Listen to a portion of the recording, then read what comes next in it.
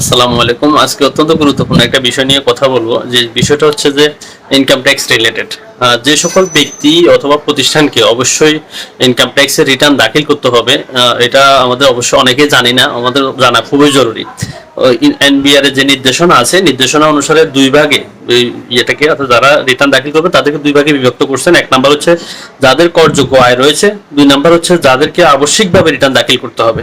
এখন একটা বিষয় হচ্ছে আবশ্যিকভাবে কারা রিটার্ন দাখিল করবে, মানে অর্থাৎ ওদেরকে অবশ্যই রিটার্ন দাখিল করতে হবে। ওদের যে কিছু সেবা অথবা ওনাদের জব যদি করেন, সেক্ষেত্রে এই কিছু ক্রাইটেরিয়া আছে, যে ক্রাইটেরিয়ার উপরে ভিত্তি করে অবশ্যই ওনাদেরকে রিটার্ন দাখিল করতে হবে। এদেরকে মোটামুটি 48টা ভাগে ভাগ করছে, অর্থাৎ আয়কর যে নির্দেশিকা আছে 2023-24, এই নির্দেশিকা অনুসারে টোটাল 48টা ভাগে বিভক্ত করা হয়েছে। যারা এই 48টা ভাগের মধ্যে পড়বেন, অবশ্যই আপনাদেরকে রিটার্ন দাখিল করতে হবে। আমি 48টা সবটা তো একটা ভিডিওতে বলা সম্ভব না, ভিডিওটা বিশাল বড় হয়ে যাবে। ওর জন্য আমি কিছু গুরুত্বপূর্ণ যে পয়েন্টগুলো আছে এগুলো নিয়ে খুব দ্রুত বলে যাব, এবং ভিডিও ডেসক্রিপশনের মধ্যে আমি ওই লিঙ্কটা অথবা আমার পিডিএফ যে ইয়েটা আছে এটা দিয়ে দিব ইনশাল্লাহ।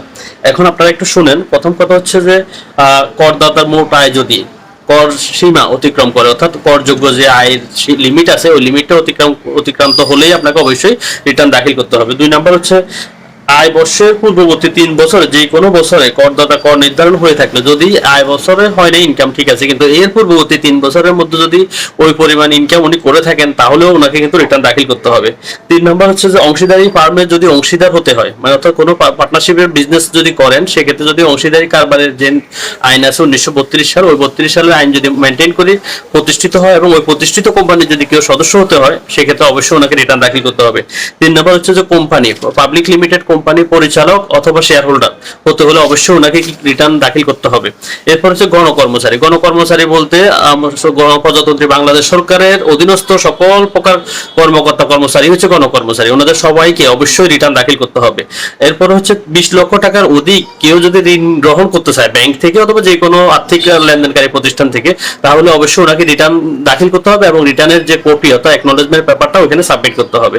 এরপরে সিটি কর্পোরেশন অথবা পৌরসভা এলাকায় কোনো বিজনেস করতে হলে যদি ট্রেড লাইসেন্স সংগ্রহ করতে হয়, অবশ্যই ওনাকে রিটার্ন দাখিল করতে হবে। এরপর হচ্ছে যে এক্সপোর্ট ইম্পোর্টে যারা বিজনেস করেন, ওনাদেরকে অবশ্যই আপনাদের যে লাইসেন্স আছে, লাইসেন্স প্রাপ্তি এবং নবায়ন করতে হলে অবশ্যই রিটার্নের কপি দিতে হবে, দাখিল করতে হবে, এবং আপনাদের যে অ্যাকনোলেজমেন্ট সার্টিফিকেট অথবা রিসিপ্ট যেটা আছে ওইটা অবশ্যই ওখানে শো করতে হবে। সমবায় সমিতির নিবন্ধন পেতে হলে, আপনি যদি কোনো সমবায় সমিতি করতে চান অথবা এটা নিবন্ধিত হতে চান, সেক্ষেত্রে অবশ্যই আপনাকে রিটার্ন দাখিল করতে হবে। অনেকে আছেন আমরা ক্রেডিট কার্ড বর্তমানে ইউজ করি, এইবারে 2023-24 সালে যে নির্দেশিকা, এই নির্দেশিকাতে ক্রেডিট কার্ড গ্রহণ করার ক্ষেত্রে অবশ্যই ক্রেডিট কার্ড হোল্ডারকে রিটার্নের কপি সাবমিট করতে হবে।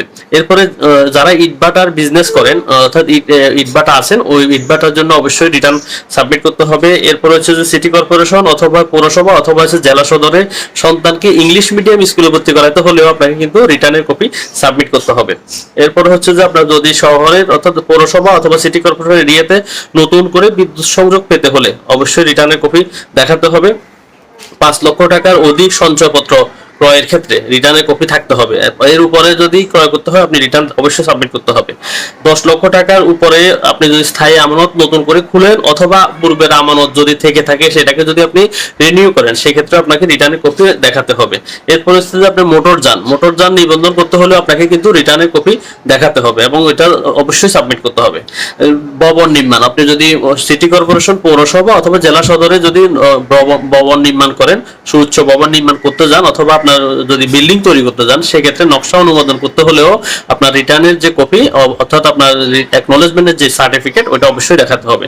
এরপর হচ্ছে যে কি আপনি সিটি কর্পোরেশন, পৌরসভা অথবা জেলা সদরে বাড়ি ভাড়া অথবা লিজ গ্রহণের ক্ষেত্রে রিটার্নের কপি অবশ্যই সাবমিট করতে হবে। সবচেয়ে বড় কথা হচ্ছে বর্তমান সময়ে আপনি জমি রেজিস্ট্রেশন করতে হলে রিটার্নের কপি ছাড়া, অর্থাৎ আপনার টিন এবং যে নিবন্ধনের টিন রিটার্নের যে কপিটা আছে অর্থাৎ আপনার অ্যাকনোলেজমেন্ট যে পেপারটা আছে অবশ্যই সেটা শো করতে হবে। ধন্যবাদ। এটা ছাড়া আরো অনেকগুলো আছে, আপনারা যে পিডিএফটা দিচ্ছি লিঙ্ক, ওই লিঙ্কটা দেখেন, ইনশাআল্লাহ আপনাদের সমস্যাগুলো সমাধান হয়ে যাবে।